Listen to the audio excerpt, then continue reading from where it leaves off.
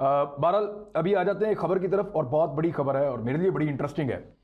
और ये इंडिया के बहुत सारे अखबारात ने इस खबर को छापा है। चीन को लेकर उनके लिए एक बहुत बड़ी परेशानी शुरू हो गई है। सबसे पहले तो उनका अखबार है डीएनए। डीएनए इंडियन अखबार है। वो ये कह रहे हैं कि China puts up loud speakers at finger 4 area of Pangong lake, play Punjabi songs to distract Indian troops.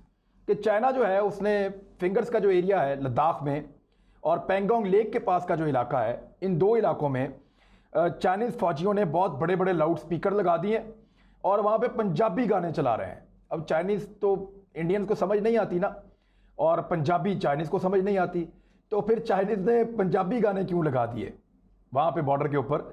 तो चाइनीज़ ने जी पंजाबी गाने लगा दिए और इंडियन मीडिया कह रहा है कि ये हमारे फौजियों को डिस्ट्रैक्ट कर रहे हैं, उनकी तवज्जो को ख़राब कर रहे हैं, उनका फोकस ख़राब कर रहे हैं, उनके साथ ज़्यादती कर रहे हैं।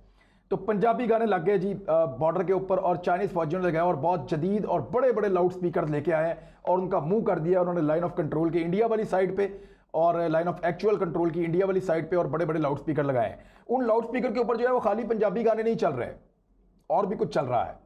और कुछ इंडियन जर्नलिस्ट जो हैं वो ये स्टेटमेंट दे रहे हैं कि ये टैक्टिक्स नया नहीं है चाइना का। 1962 में भी उन्होंने हमारे फौजियों के साथ यही किया था, वो पंजाबी गाने लगाते थे और जो इंडियन फौज में मौजूद सिख हैं वो उससे खुश हो जाते थे। इवन इस हाइट के ऊपर जाके वो सिख जो है वो मैदानी इलाकों से जाते हैं, पंजाब से जाते हैं, तो पंजाब में ज़रा हाइट्स कम है, तो जब वो पहुंचते हैं उधर हाइट के ऊपर तो बहुत ज़्यादा दिमाग के ऊपर इफेक्ट होता है। जो लोग ऊंची जगहों पे गए हैं, मैंने बहुत ट्रैवल किया, मैं तो 21,000 फुट तक की बुलंदी पे गया हूँ सियाचिन में, तो मुझे पता है कि वहाँ जाके आपकी याददाश्त भी ठीक तरीके से काम नहीं करती, आप ये भूल जाते हैं कि आप किस जगह पे हैं। जब मैं गया था सियाचिन में उस हाइट के ऊपर, मैं 2 दिन वहाँ मैंने गुजारे और मुझे वो इग्लू के अंदर रहने का भी जो है वो एक एक्सपीरियंस हुआ। आपको एक तस्वीर भी अपनी दिखाता हूँ कि उस हाइट के ऊपर मैंने पाकिस्तानी परचम थामा हुआ है और मैं 2 दिन मैंने वहाँ पे उस एरिया में गुजारे। तो वो बहुत ज़्यादा सर्दी होती है और ग्लेशियर्स होते हैं और हवा जो है उसमें ऑक्सीजन नहीं होती, बहुत कम ऑक्सीजन होती है। आपका लगातार सर दर्द होता रहता है अगर आप नए गए हैं तो। एक्लामेटाइज होने में या वहाँ के मौसम के मुताबिक और वहाँ की हाइट के मुताबिक और उस ऑक्सीजन के मुताबिक आपको एडजस्ट करने में अपनी बॉडी को, या उसके मुताबिक अपने आप को तैयार करने में आपको 2-3 दिन 4 दिन भी लग जाते हैं। तो वहाँ बड़ी मुश्किलात होती हैं, आपको सांस बहुत ज़्यादा चढ़ता है क्योंकि बड़ी थिन बारीक हवा होती है वहाँ पे, वो ऑक्सीजन लेवल बहुत कम होता है। आप जितना मर्जी सांस लें आपका सांस ख़त्म नहीं होता। आपके दिमाग को ऑक्सीजन जब कम मिलती है तो आपकी याददाश्त भी मुतासर होती है। और ये काम आपके साथ ना कई लोगों के साथ 7,000 फुट से शुरू हो जाता है, कईयों के साथ 10,000 फुट से शुरू हो जाता है। तो मैं आपको बता रहा हूँ कि मैं 20,000 क्रॉस करके गया था। मैं मुझे बहुत ऊपर लेके गए थे पाक फौज के लोग, उनकी बहुत मेहरबानी, उन्होंने मेरे पे ट्रस्ट किया, मुझे आखिर जगह तक लेकर गए और मुझे दिखाया कि दुनिया के किस मुकाम पे, किस जगह पे ये लड़ाई कर रहे हैं सियाचिन में इंडिया के साथ। दुनिया का सबसे बुलंद मुकाम है जहाँ पे लड़ाई हो रही है। अब जो भारत के ये जो सिख फौजी हैं, ये जब इतनी हाइट के ऊपर चले जाते हैं और जब इनको पंजाबी गाने मिलते हैं, मैं आपको अपनी बात एक बता देता हूँ कि मुझे वहाँ नींद का झोंका आया। तो जैसे ही मैं वापस जागा तो मैं वहाँ पे एक ऐसी जगह थी जहाँ पे मैं टेक लगा के बैठा हुआ था और सामने सूरज की रोशनी थी। आप वो डायरेक्ट रोशनी आप ले नहीं सकते, वहाँ पे आपको ब्लैक ऐनक पहननी पड़ती है, फिर आपको अपना चेहरा भी ढकना पड़ता है। वहाँ सन बर्न बहुत बुरी तरह हो जाता है, बादल तो है नहीं, तो सूरज की रोशनी बहुत तेज़ है, तो सन बर्न आपको हो जाता है, अक्सर फौजियों को होता है। तो वहाँ थोड़ी देर के लिए मुझे झोंका आया, तो जब मैं उठा मुझे ऐसा महसूस हुआ कि मेरे कॉलेज जाने का वक्त हो रहा है, यानी मैं बहुत पीछे चला गया था। तो मैंने वहाँ फौजियों से पूछा, उन्होंने कहा जी हम यहाँ पे कोई पैगाम भी आता है ना तो उसको लिख लेते हैं। यहाँ पे आपके दिमाग की सोचने समझने की सलाहियत उतनी तेज़ नहीं होती, आप भूलते हैं चीज़ों को और आप फोकस नहीं कर पाते चीज़ों के ऊपर। आपको जो पैगाम आता है आप लिखते हैं और दूसरों को भी बताते हैं कि ये पैगाम आया नीचे से। तो इसलिए मैं ये बता रहा हूँ कि मेरे साथ खुद ये एक्सपीरियंस हुआ कि वहाँ मैं ताश खेल रहा था फौजियों के साथ बैठ के, थोड़ी देर के लिए मैंने कहा उनके साथ एंटरटेनमेंट करते हैं। तो जब हम ताश खेल रहे थे तो वो मुझे गेम याद करने में मुश्किल हो रही थी कि ये गेम कैसे खेलते हैं। तो ये आपके ऊपर इम्पैक्ट पड़ता है हाइट पे जाके। तो इंडियन फौजी जो इतनी हाइट के ऊपर गए लद्दाख में, ये जो सिख हैं ये मैदानी इलाकों के फौजी हैं, ये आदी नहीं होते इस इलाके के, तो जब वो लगाते हैं पंजाबी गाने तो ये ऑटोमेटिकली रक्स शुरू कर देते हैं। तो जब ये रक्स करते हैं उसके ऊपर ज़रा थोड़े इनके पाँव शाँव हिलते हैं तो इंडियन फौज में बड़ी बेचैनी आती है कि ये सिख उनकी तरफ है या हमारी तरफ है। तो वो इस किस्म के कोई एक्टिविटी करते हैं जिससे डिस्ट्रैक्ट होते हैं, वो उनका फोकस ख़राब होता है। और ये चाइनीज़ फौज का एक वॉर टैक्टिक्स के अंदर एक चीज़ है। इसकी एक तफसील मैं आपको ये बताता हूँ कि एक अच्छा एक और अखबार है, वो भी इसके बारे में लिख रहा है, हिंदुस्तान टाइम्स। हिंदुस्तान टाइम्स ने लिखा है कि China belt out Punjabi numbers मतलब पंजाबी गाने for Indian soldiers at Ladakh.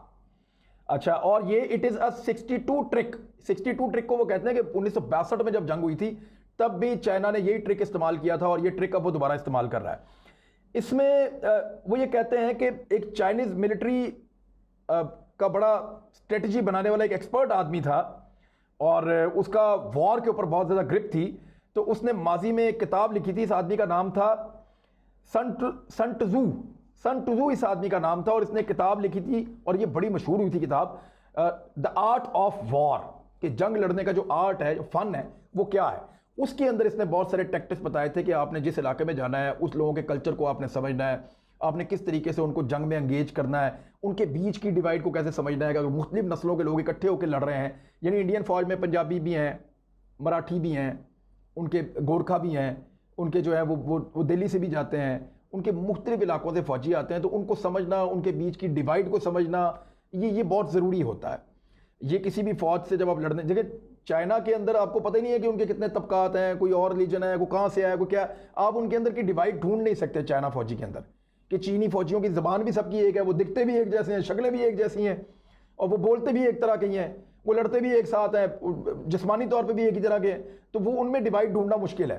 अब इंडियन फौज के अंदर आप बड़े आराम से ढूंढ लेते हैं कि ये गोरखा होगा, ये मराठी होगा, ये जो है ये इनका उर्दू स्पीकिंग वाला होगा, ये जो है ये इनका जो है वो साउथ का है, ये जो है ये नॉर्थ का है, ये पंजाबी है, तो ये इनका मुसलमान है, तो वो आप बड़े आराम से उसको पहचान लेते हैं। इंडियन फौज में बेशुमार जो है वो डाइवर्सिटी है, बहुत बेशुमार अलग अलग किस्म के फौजी हैं उसके अंदर, लेकिन चाइना के वो सारे आपको यूनिट लगते हैं एक ही तरह के। तो उन्होंने वहाँ पे जब वो लगाते हैं पंजाबी गाने, तो फिर वो पंजाबी जो हैं इतनी हाइट के ऊपर उनको समझ नहीं आती, वो सुबह उठते हैं तो पंजाबी गाने चल रहे होते हैं, तो वो आपको पता है सिख जो है वो फिर उसके ऊपर थोड़ा सा झूम जाते हैं, तो यहाँ पे एक डिवाइड पैदा हो जाती है इंडियन फौज के अंदर, और चाइना का ये एक टैक्टिस है, और उसके ऊपर वो ये कह रहे हैं कि हमारी फौज को हम कोशिश कर रहे हैं कि ज़्यादा फोकस करें, और हमारी फौज बहुत अच्छा फोकस करेगी, ये उनका कहना है। दो एरियाज उन्होंने कहे, एक तो पैंगोंग टसू लेक जो है वो उसके पास एक एरिया जहाँ पे ये बहुत बड़े बड़े लाउड स्पीकर उन्होंने ला के लगाए, और यहाँ पे जो लगाए हैं वो 29 और 30 अगस्त को इन्होंने ला के लगाए, और तब से अब तक बेहतरीन गाने चल रहे हैं वहाँ पे। और दूसरा फिंगर 4 की जो हाइट्स हैं वहाँ पे बहुत बड़े बड़े स्पीकर और बहुत बड़ी बड़ी बैटरियाँ लेके आए हैं चाइनीज़, जिनको वो सोलर से चार्ज करते हैं, वहाँ पे तो सूरज की डायरेक्ट रोशनी पड़ती है, तो वो बहुत ऊंची आवाज़ में गाने लगाते हैं उनको। अच्छा, सिर्फ गाने नहीं लगा रहे, एक और काम भी कर रहे हैं, वो मैं आपको भी बताता हूँ, एक सेकेंड। ये जी एक और अखबार है, और ये अखबार है जी टाइम्स नाउ। ये टाइम्स नाउ न्यूज़ जो है वो इसको ऐसे लिख रहा है कि चाइनाज साइकोलॉजिकल वारफेयर टैक्टिस, के जो दिमागी तौर पे साइकोलॉजिकली एक वारफेयर टैक्टिस है चाइना का, वो उसको अप्लाई कर रहे हैं, और उन्होंने सेटअप कर दिए लाउड स्पीकर एट फिंगर 4 और प्ले कर रहे हैं Punjabi songs for Indian troops. अब चाइना को तो नहीं आती ना पंजाबी, वो अपने लिए थोड़ी लगाएंगे ये वाला गाना। अगर आप कभी यहाँ पे जाए ना, जो पाकिस्तान से जो बॉर्डर है सारा, राजस्थान, इंडिया में राजस्थान है, हमारे यहाँ चोलिस्तान वाले इलाके हैं, यहाँ से अगर आप डेजर्ट से शुरू हो जाएं, मैंने ये सारा ट्रेवल किया हुआ है, ये डेजर्ट के साथ साथ कंगनपुर आ जाएं, कंगनपुर से आप ये दाखिल हो जाएं, ये सारा एरिया आप गुजरते हुए मुजफ्फरगढ़, कंगनपुर, यहाँ से आते हुए दरिया सतलुज के साथ साथ कसूर, और कसूर से आप आगे चले जाएं सियालकोट नारोवाल वाली साइड पे और ऊपर कश्मीर तक। तो इन सारे बॉर्डर्स को मैंने विजिट किया है, और ये सारी लाइन ऑफ कंट्रोल मैंने देखी है।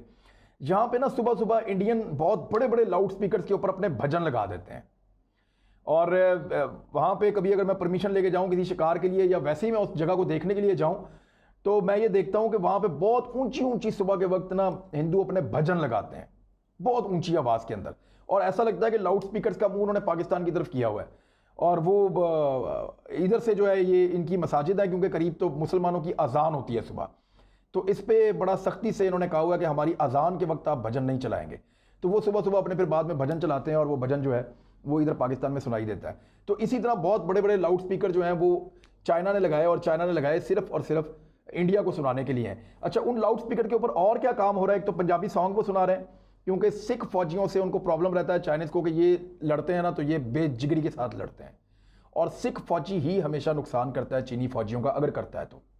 अव्वल तो सिख बहुत दूर होते जा रहे हैं इंडिया से, बहुत सारे सिखों ने फौज भी छोड़ दी है, और कुछ सिख जो रह गए हैं वो कमिटेड बहुत हैं, और चाइना को पता है कि ये वो फौजी है जो मुकाबला करेगा, मैदान से भागेगा नहीं। सिख बहुत तगड़ा होता है, वो मुकाबला करता है, वो भागता जल्दी नहीं है। तो इस वजह से वो सिखों के और इनके बीच में एक डिवाइड पैदा हो जाती है। जब पंजाबी गाने लगते हैं इतनी हाइट के ऊपर और वहाँ पे दिमाग पूरी तरह काम नहीं कर रहा होता, तो फिर सिख भी जो है वो झूम जाते हैं। तो उसके ऊपर उनकी अपनी फ़ौज के अंदर ये थोड़ी सी एक प्रॉब्लम क्रिएट हो जाती है। अब आ जाएँ कि इसके अलावा चाइनीज़ फ़ौजी उनके साथ क्या कर रहे हैं।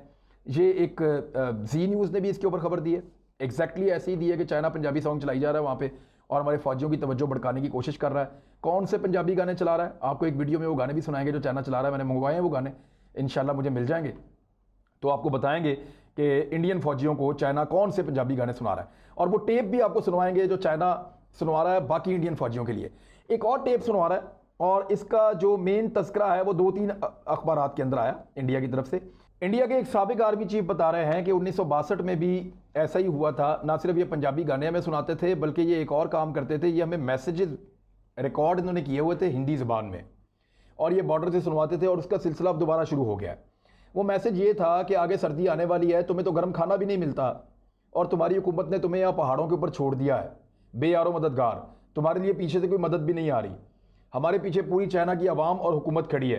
क्या तुम्हारे लोग और तुम्हारी हुकूमत तुम्हारे पीछे खड़ी है? क्या वो तुम्हारा साथ दे रहे हैं? क्या उन्होंने तुम्हें पूरी सहूलतें दी हैं यहाँ पे इस लाइन ऑफ एक्चुअल कंट्रोल पे खड़े होने के लिए? तो उनका मोराल डाउन करने के लिए उनकी जो कमियां हैं भारतीय फौज की, कि आपको गर्म खाना नहीं मिल रहा, अच्छी खुराक नहीं मिल रही, अच्छा लिबास नहीं मिल रहा, अच्छे हथियार नहीं मिल रहे, आपकी अच्छी प्रिपरेशन नहीं है, आपको अच्छा बूस्टअप नहीं मिल रहा, आपके पीछे से आपकी जो हुकूमत है वो मौजें कर रही है। दिल्ली के अंदर वो उसमें बताते हैं कि जो दिल्ली के अंदर इनकी हुकूमत है उनके बारे में वो बताते थे कि वो आज उन्होंने वहाँ दावत की है, उन्होंने आज ये खाया वो खाया, तुम लोगों को यहाँ पे क्या मिल रहा है, तुम लोग बॉर्डर पे पड़े हुए हो, किसके लिए लड़ने आए हो, जिनके लिए लड़ने आए हो वो मौजें। वो इस किस्म की एक उन्होंने तकारीर तैयार की होती हैं चाइनीज़ ने, वो लाउड स्पीकर के ऊपर लगाते हैं बड़े बड़े और वो फिर इंडियंस को सुनाते हैं पहाड़ों के ऊपर से इस तरफ को आवाज़ करके। तो पहले उन्होंने 1962 में भी ये टैक्टिस किया था और डीमोराइल करने की कोशिश की थी भारतीय फौजियों को, और इससे होते भी हैं, ऐसा नहीं है कि नहीं होते। जब कोई चीज़ आप सुनते हैं तो आपके दिमाग में वो चीज़ असर ज़रूर करती है, आप उसको सुनते हैं, बार बार सुनते हैं, बार बार सुनते हैं, तो आपको लगता है कि आप उसके बारे में सोचें ज़रूर थोड़ा सा। और इस हाइट के ऊपर जहाँ पे आपकी अपने सोचने समझने की सलाहियत और आपके अपना जो फोकस है, फोकस बड़ी चीज़ होती है कि आपका अपना जो फोकस है वो वहाँ पे डिस्ट्रैक्ट हुआ ऑलरेडी। इतनी हाइट के ऊपर जाके जब आपके दिमाग को कम ऑक्सीजन मिलती है और आप आए हुए नीचे मैदानी इलाकों से और आपको इस तरह की चीज़ें बार बार सुनवाई जाती हैं, तो ये आप पे इम्पैक्ट डालती हैं, खासतौर पे उस वक्त जब आप सुबह सोकर उठते हैं या उस वक्त जब रात को आप सोने वाले होते हैं। तो इन दो टाइम्स के ऊपर चाइनीज़ बहुत ज़्यादा इन लाउड स्पीकर्स को इस्तेमाल कर रहे हैं और इंडियन फौजियों का फोकस ख़राब करने की कोशिश कर रहे हैं। ये एक और वॉर टैक्टिस है, बड़ा इंटरेस्टिंग, बड़ा मज़ेदार। ये ऐसा होता था वर्ल्ड वॉर्स में। वर्ल्ड वॉर 1 में भी ये जहाज़ों के साथ पंफलेट फेंकते थे, वर्ल्ड वॉर 2 में ये जहाज़ों के साथ पंफलेट फेंकते थे, ऊपर से बहुत सारे कागज़ गिराते थे, इश्तिहारात फेंकते थे जिसमें बताते थे कि आपकी फ़ौज जंग हार चुकी है, और फौजियों के ऊपर ये फेंकते थे कि आपकी आवाम आपको छोड़ चुकी है। तो ये इस तरह का प्रोपेगेंडा उस दौर में भी किया जाता था। हिटलर के दौर में ये प्रोपेगेंडा बहुत ज़्यादा हुआ था। इवन बरतानिया ने अपने शहरियों को कहा था कि आपके ऊपर किसी भी वक्त कीमियाई हथियारों का हमला हो सकता है, तो आप मास्क पहन के बाहर निकले और बाहर हालात बहुत ख़राब हैं। और इस किस्म के पोस्टर्स उन्होंने भी लगाए थे और उन्होंने जहाज़ों से फेंके भी थे। तो बड़ा एक जंग के अंदर जो प्रोपेगेंडा है वो एक बड़ी इंपॉर्टेंट चीज़ है। तो मैं आपको बताना ये चाह रहा हूँ कि चीन के पास खाली जो है वो स्ट्रेटजी लड़ाई के लिए हथियारों की नहीं है, वो हर उस महाज पे तैयार है जहाँ से उसको लड़ाई लड़नी है। हम मुसलमानों के लिए एक बड़ा बेनिफिट है, वो ये है कि मुसलमान जो है वो बचपन से उसके दिमाग में ये चीज़ होती है कि शहादत एक चीज़ है और वो उसकी तमन्ना करता करता बड़ा होता है, और अगर वो फौज में चला गया तो वो शहादत के साथ जुड़ा हुआ होता है। तो उसके लिए उसका मकसद बड़ा क्लियर होता है। लेकिन अगर आप किसी और फौज में भर्ती हो गए हैं, यानी इंडिया की फौज में भर्ती हो गए हैं आप, या आप अमेरिका की फौज में भर्ती हो गए हैं, या आप बरतानिया की फौज में भर्ती हो गए हैं, या आप चाइना की फौज में भर्ती हो गए हैं, आप दुनिया की किसी भी और फौज में भर्ती हो गए हैं, आपका ताल्लुक इस्लाम से नहीं है, तो फिर आप मरने के लिए भर्ती नहीं हुए, फिर आप मारने के लिए भर्ती हुए हैं।